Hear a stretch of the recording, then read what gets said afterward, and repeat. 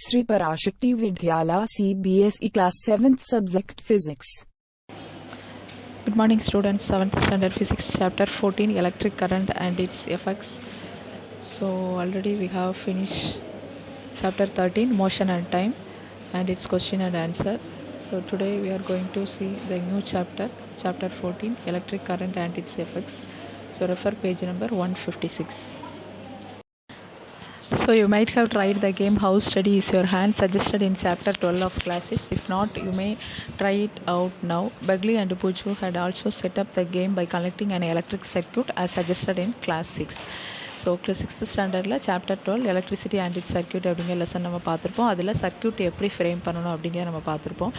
So அதில் ஒரு electric செல் இருக்கும், எலக்ட்ரிக் பல்ப் இருக்கும், கனெக்டிங் ஒயர்ஸ் இருக்கும். இதெல்லாம் வச்சு நம்ம கனெக்ஷன் போட்டு அந்த பல்பை வந்து நம்ம க்ளோ பண்ண வைப்போம். ஸோ இதுதான் சர்க்யூட். ஸோ அதையே நம்ம திருப்பி வந்து ரீகால் பண்ணுறோம் இந்த லெசனில். They had lots of fun trying it out with their families and friends. They enjoyed it so much. So இந்த லெசனில் நம்ம திருப்பி அதையே தான் திருப்பி எப்படி சர்க்யூட் ஃப்ரேம் பண்ணணும் அப்படிங்கிறதான் ஃபஸ்ட் நம்ம இன்ட்ரடக்ஷனில் கொடுத்துருக்காங்க.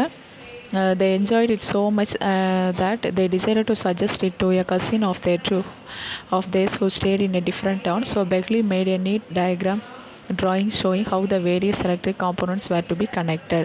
ஸோ கீழே ஒரு பிக்சர் கொடுத்துருக்கோம். அதில் என்னெல்லாம் இருக்குதுன்னு பார்த்தீங்க அப்படின்னா, ஒரு எலக்ட்ரிக் செல் இருக்குது, அதிலேருந்து வயர்ஸ் இருக்குது, 2 நெயில்ஸ் இருக்குது.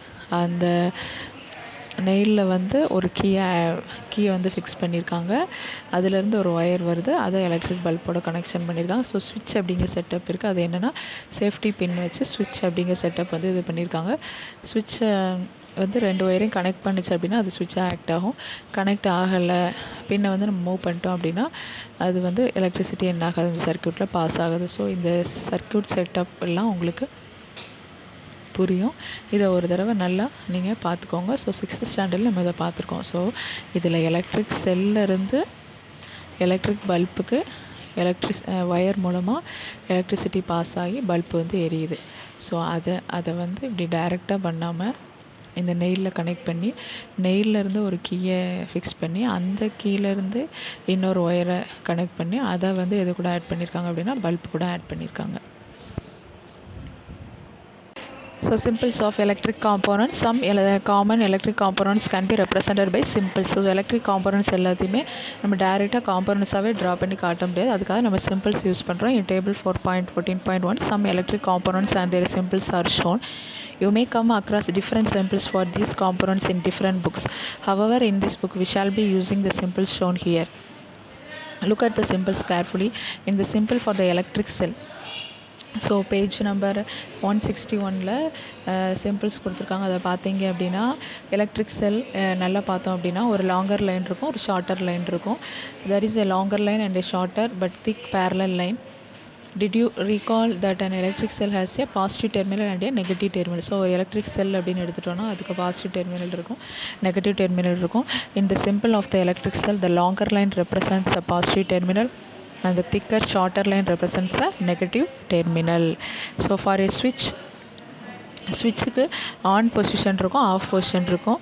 So off position are represented by the symbols are shown. The wires வந்து எதுக்கு யூஸ் ஆகுது அப்படின்னா கனெக்ட் ஆகிறதுக்கு யூஸ் ஆகுது. So in table 14.1 a battery and its symbol are also shown. So battery அப்படின்னா என்னென்னா, can you make out what a battery could be? For some of the activities we may need more than one cell. So we can't 2 or more cells together as shown in figure 14.2.